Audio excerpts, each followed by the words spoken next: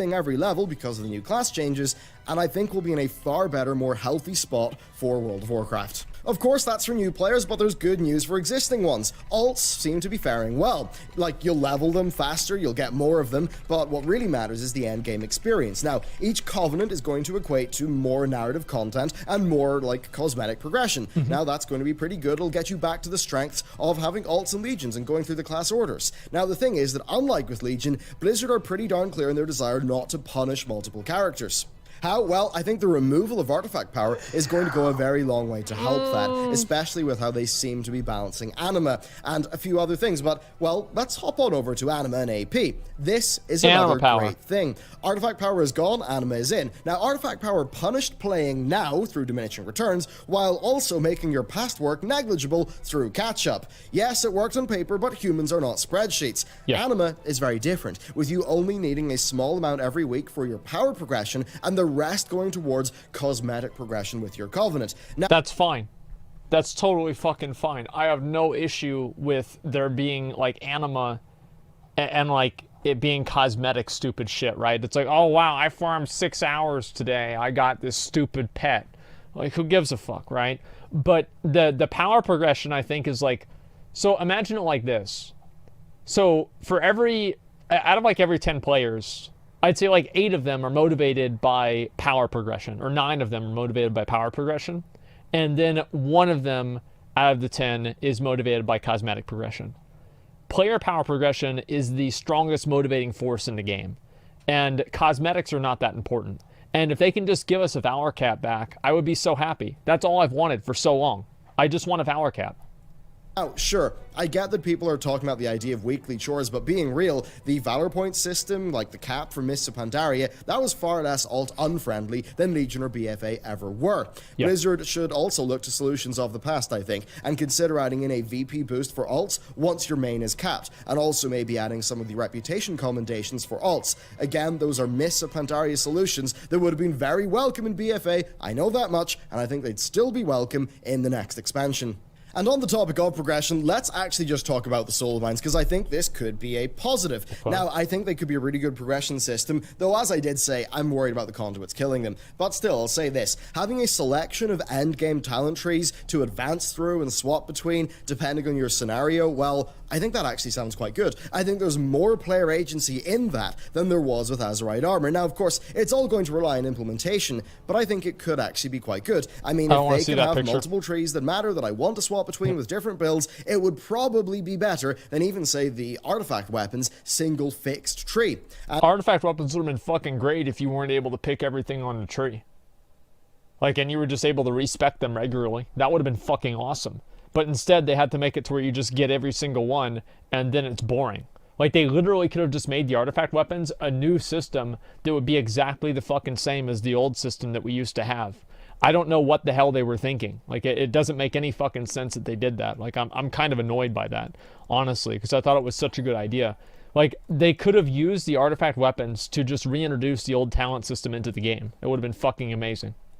And still on player agency related positives, we've got Legendaries, which seem to be in a pretty darn good spot, though again, much of that rides on the implementation. Fundamentally though, having them be from a fixed source, being able to choose their slot, and directly modify their effects, that sounds fantastic. I mean, if we could get the benefits of Legion Legendaries, but skip all the downsides, that would be an incredible gameplay system. Now, that said, rune acquisition, that needs to be well considered, because if the runes are super random, then yeah, we could get right back to the Legion acquisition like situation, which wouldn't be ideal. But I'll say this, fundamentally, I am hyped for the new Legendaries.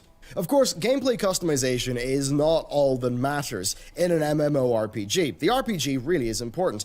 Having more default customization options for our characters, that's fantastic indeed. I really thought it was funny whenever Blizzard added black characters to the game and people got mad about it. There was like people in my chat, they're like, oh fucking SJW, there's gonna be black people in my game now, no! And they're like so mad, I can't believe they caved to this pressure.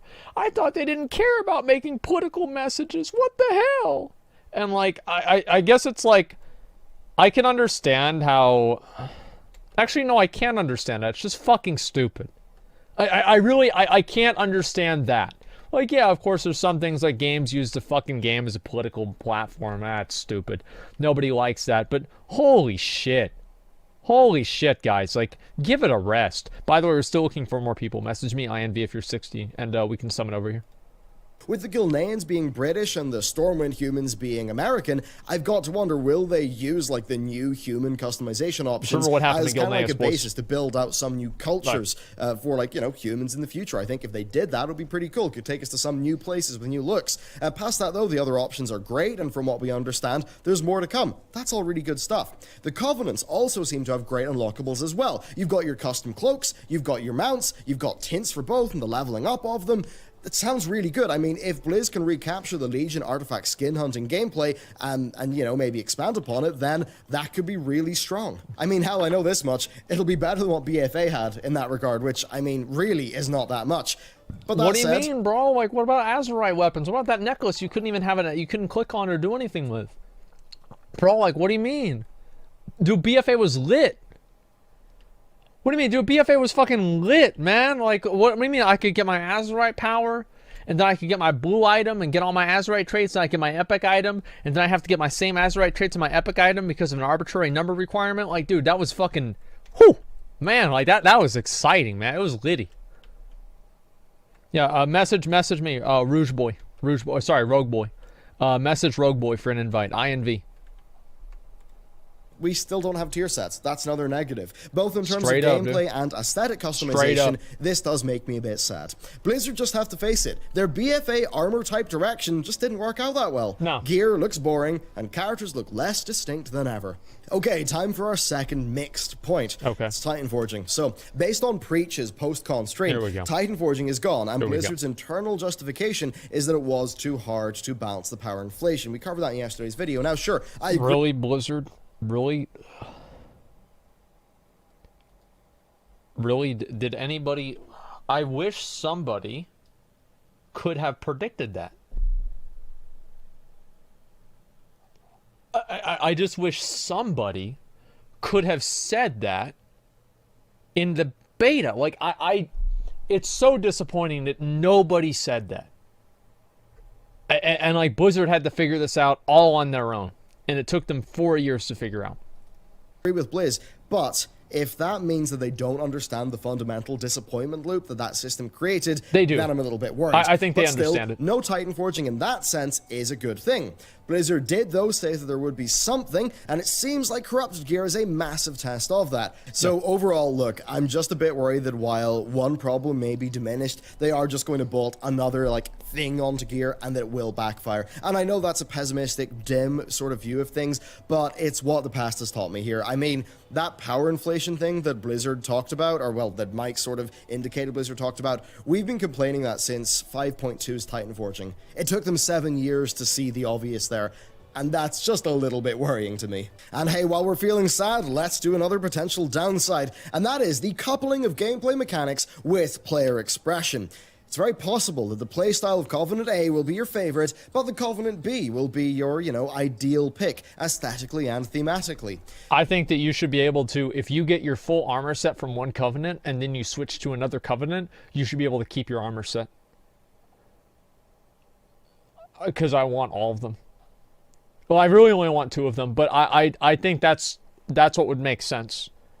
And, well, no, why? Why is it a no?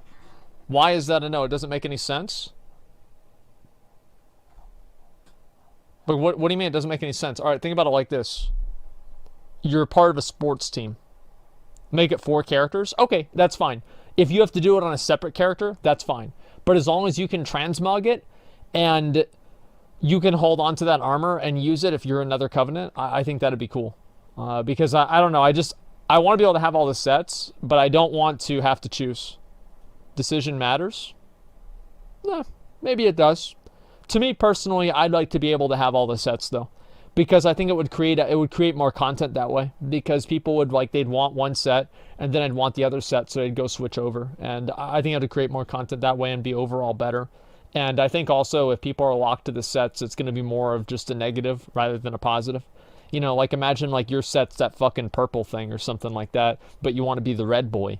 Now you're pissed. But at least if you have a way to go back and forth, you'd have an option to get something that you wanted. Now, this just seems like an annoying problem for regular players. Now, there are balance issues that will impact the top end here, but my whole point here is to not focus on the top end. My point here is that this is a large potential problem